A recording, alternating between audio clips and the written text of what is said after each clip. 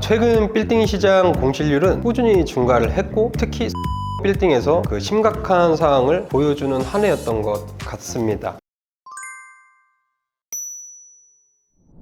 안녕하세요, 빌딩와이즈입니다. 어느덧 이제 2024년 한 해가 마무리되고 있습니다. 그래서 오늘 영상은 2024년 한 해를 돌아보면서 빌딩 거래 시장에서 주요 이슈들에 관한 내용을 다뤄보면서 올 한 해를 좀 되돌아보는 시간을 갖도록 하겠습니다. 네, 첫 번째는 이제 금리입니다. 이 금리가 이제 2022년 상반기까지 1%대로 이제 쭉 이어지다가 2022년 7월부터 지속적으로 이제 상승을 시작을 해서 23년에는 이제 3.5%라는 금리로 이어지면서 해를 넘어서 이제 24년 10월까지 3.5%의 기준금리로 유지가 됐었습니다. 그리고 나서 이제 24년 10월에 0.25% 한 번 인하가 있었고, 그리고 11월 달에도 또 이제 0.25% 이렇게 해서 이제 두 차례 기준금리가 인하가 되면서 3%대로 이제 기준금리가 인하되었습니다. 24년 같은 경우에는 이제 상반기부터 기준금리가 이제 인하될 거다라는 예상과 그리고 이제 기대 심리로 인해서 이제 현장에서 중개를 하고 일을 하면서 느꼈을 때는 전년도보다 훨씬 거래량이 많이 늘었다라고 체감을 할 수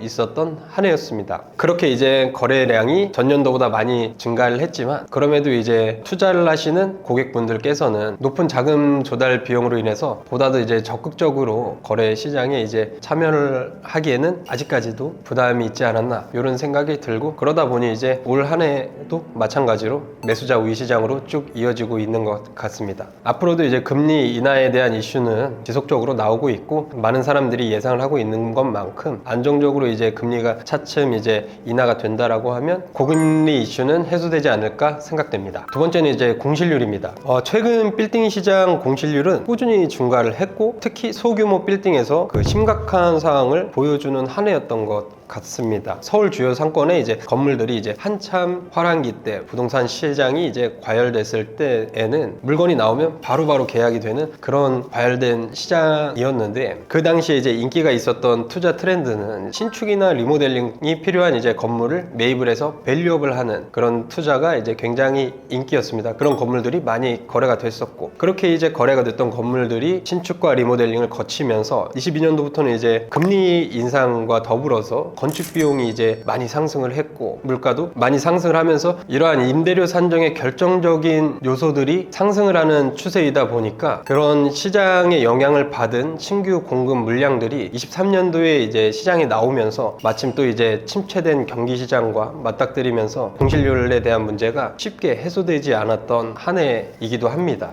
임대인 입장에서는 그동안 들어갔던 이제 부동산 매입 비용과 건축 비용, 그리고 늘어난 이자, 매월 고정 비용은 이제 많이 상승을 했는데, 또 임차인 입장에서는 반대로 경기가 좋지 않은 불황에서도 사업자를 영위를 해야 되기 때문에 이 임대인과 임차인 사이에 난항이 계속 이어지고 있는 한 해였던 것 같습니다. 네, 세 번째는 이제 이 상업용 빌딩들 간의 이제 양극화입니다.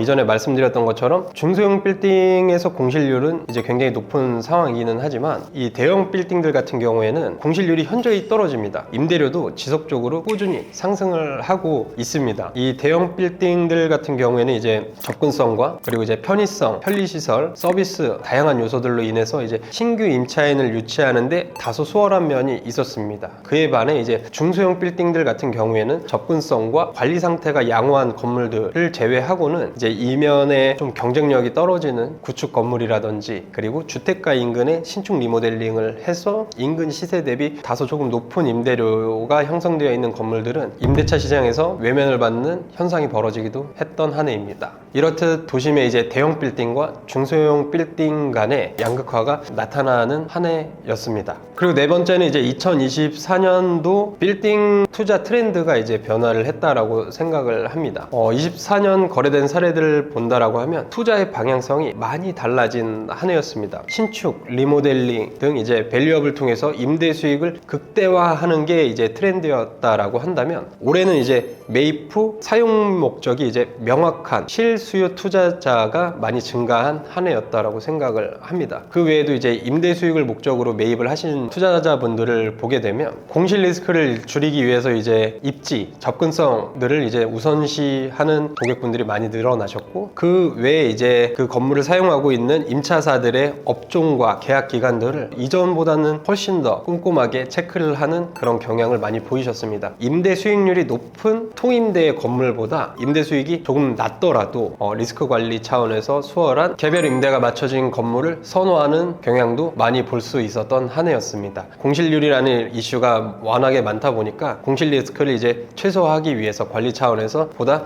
안정적인 수익의 물건을 확보하려는 투자자들의 성향이 나타나는 한 해였던 것 같습니다. 이렇듯 이제 신규 매입을 계획하고 계신 매수인분들께서는 과열됐던 이전 시장 분위기와는 다르게 현재는 이제 물건의 입지나 내용, 금액, 그리고 그 외의 것들을 보다 더 세밀하고 세세하게 검토를 할 수 있는 시간적인 여유가 있는 거래 시장인 것 같고, 그렇다 보니 이제 보다 더 괜찮은, 보다 더 이제 성공적인 투자를 할 수 있는 좋은 기회이지 않을까라는 생각을 합니다. 네, 오늘은 이렇게 2024년 빌딩 시장을 되돌아보는 시간을 가져보았습니다. 2024년도에는 많은 변화들이 있었던 한 해였던 것 같습니다. 대외적인 시장 경제 상황도 그렇고 전년도 대비 올해는 이제 점차적으로 거래량도 많이 늘어나는 모습도 볼 수 있었고, 이렇게 이제 구독자분들하고 소통을 할 수 있는 유튜브 채널도 개설을 하고, 부족하지만 이렇게 영상도 촬영을 하면서 조금이나마 더 고객분들에게 다가가려고 노력을 했던 한 해였던 것 같습니다. 이 영상을 시청하고 계신 이제 구독자 여러분께서도 올 한 해를 돌아보시면서 어떤 생각을 하고 계신지 구독자분들의 생각을 댓글로 남겨주시면 저도 그 내용을 함께 하나하나 보면서 24년을 다시 한번 되돌아보는 시간을 가졌으면 좋겠습니다.